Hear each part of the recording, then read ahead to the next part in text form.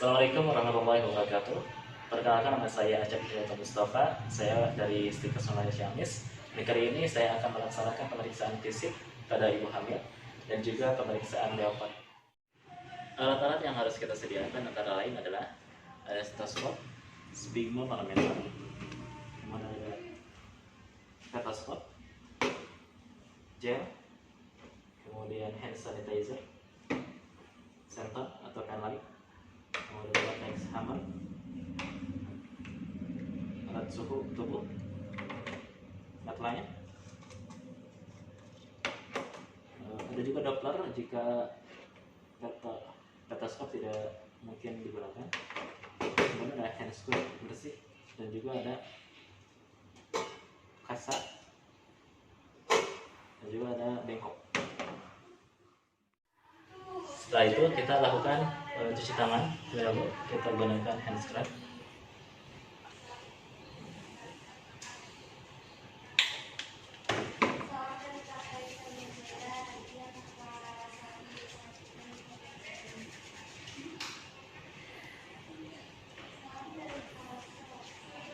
Dan kita kenakan sarung tangan yang bersih.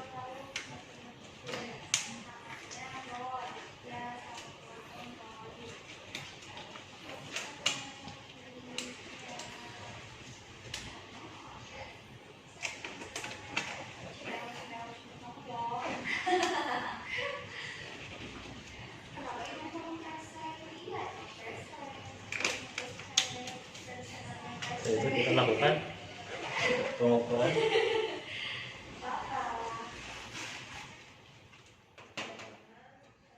setelah kita melaksanakan tindakan tanda-tanda vital maupun tanda-tanda vital. Selanjutnya kita lakukan pemeriksaan fisik pada ibu tersebut dari ujung kepala sampai ujung kaki. Untuk pemeriksaan fisik kita lakukan mulai dari kepala terlebih dahulu. Kita palpasi apakah ada benjolan atau tidak, kemudian kita lihat rambutnya bersih atau tidak. Kemudian setelah itu kita ke mata pasien, kita lihat apakah konjungtifannya itu anemis atau tidak, kemudian fungsi penglihatannya itu baik atau tidak.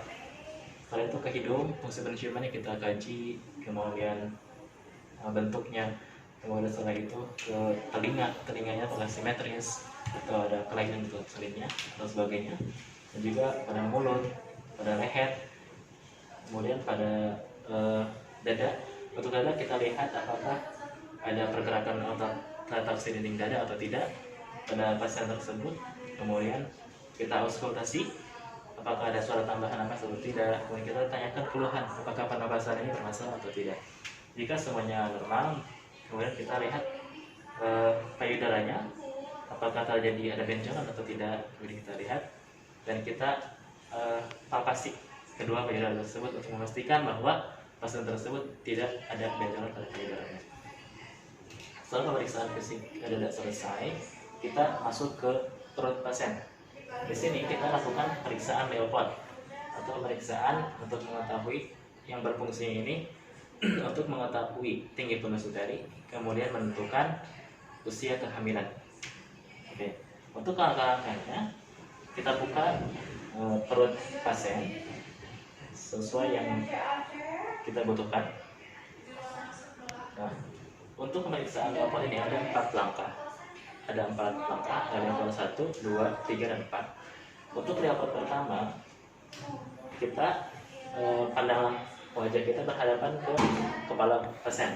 Untuk leopard 1, 2, dan 3. Untuk pemeriksaan leopard 1, kita akan mengukur tinggi penis uteri. Itu dengan cara kita kumpulkan dari sini ke atas. Oke, sampai sini. Dan kemudian kita raba di sini apakah ini terasa keras dan bulat ataukah lembek dan tidak beraturan. Jika di sini kita raba lembek dan tidak beraturan, artinya bokong. Tetapi kalau kita raba di bagian atas ini keras dan juga bulat, maka ini adalah bagian kepala janin. Nah, kemudian kita ukur dari tinggi penis uteri tadi menggunakan medline. Kita tarik ke atas simfisis pubis. Kita ukur berapa sentimeter tinggi penis uteri tersebut. Untuk menentukan usia kehamilan, kita bisa menggunakan dengan yang sentimeter tadi sudah kita ukur sentimeternya. Kemudian kita masukkan dalam rumus. Jika kita ingin mengetahui usia kehamilan tersebut dalam bulan, maka kita tinggal kalikan tadi sentimeter dari hasil pengukuran tinggi mulut sehari dalam sentimeter, kemudian kita kalikan pada 2/7, itu untuk mengetahui dalam bulan. Namun ketika kita ingin mengetahui dalam minggu, maka tinggi pondok utari dalam sentimeter tadi dikalikan dengan 8/7. Itulah hasilnya yang akan nanti menentukan usia kehamilan. Oke. Kemudian kita lanjut ke level kedua, yaitu kita tahan bagian sisi yang kiri terlebih dahulu, kemudian kita tekan dan raba bagian sisi yang kanan.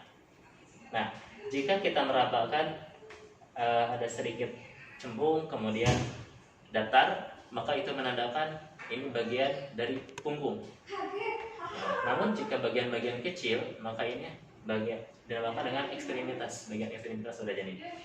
Setelah kita mengetahui presentasi bagian sebelah kanan, misalnya punggung, kemudian kita bergantian tahan tangan yang sebelah kanan, kemudian kita raba dengan tangan yang sebelah kiri.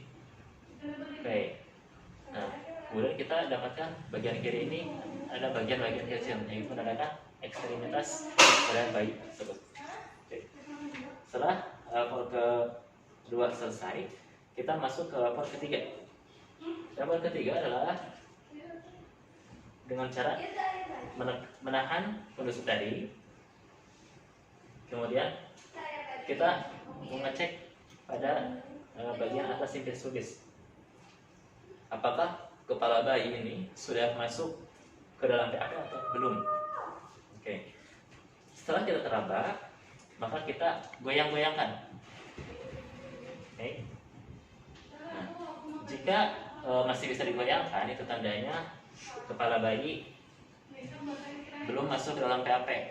Tetapi ketika digoyangkan tidak bisa digoyangkan, maka itu tidak digoyangkan, maka itu sudah masuk ke dalam PAP. Untuk memastikan kembali apakah kepala janin sudah masuk ke dalam PAP atau belum, kita lakukan level yang keempat, yaitu dengan cara kita telusuri dari atas, kemudian kita palpasi bagian terbawahnya. Apabila tangan kita masih bisa bersentuhan, itu tandanya belum masuk PAP. Tetapi ketika kita diraba, kemudian masih ada jarak antara kedua tangan kita tidak bertemu, itu menandakan bahwa kepala janin sudah masuk ke dalam PAP. Setelah tadi kita melaksanakan atau melakukan tindakan Leopold dari 1 sampai dengan 4, sekarang kita akan mendengarkan detak jantung janin dengan stetoskop ini.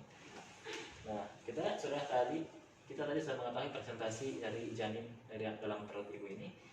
Kemudian kita letakkan stetoskop ini pada bagian presentasi janin bagian punggung. Untuk tadi hasilnya didapatkan bahwa presentasi punggung ini terdapat pada area sebelah kiri dari pasien. Caranya kita letakkan stetoskop ini di bagian presentasi punggung, kemudian kita dengarkan sembari kita meraba nadi ibu. Oke.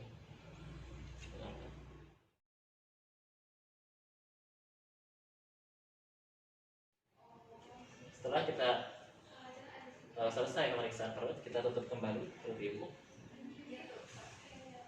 Nah, kita lakukan pemeriksaan pada area ekstremitas untuk memastikan ada atau tidaknya phlebitis.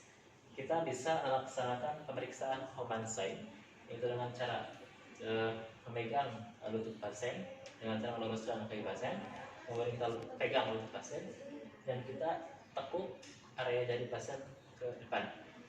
Nah, jika pasien merasakan nyeri, maka phlebitis pada ibu positif.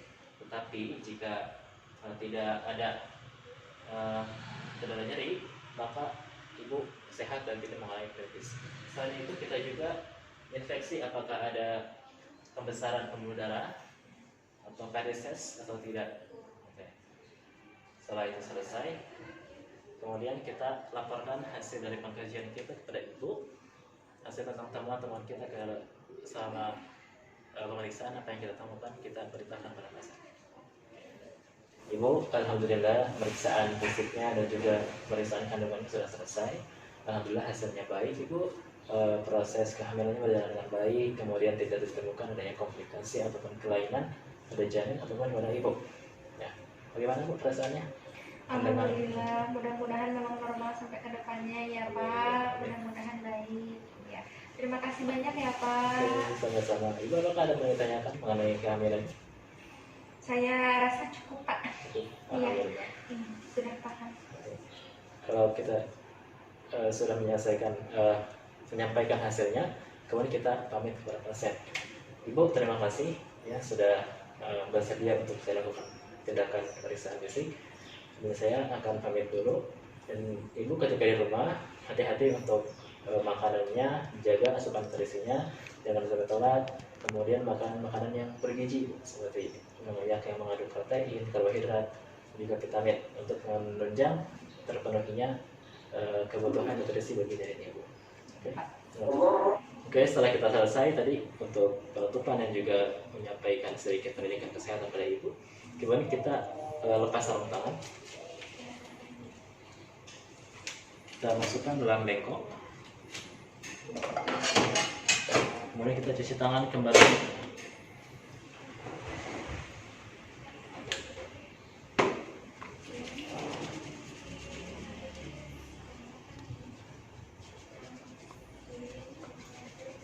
Oke, setelah kita cuci tangan, kemudian kita dokumentasikan pada buku laporan.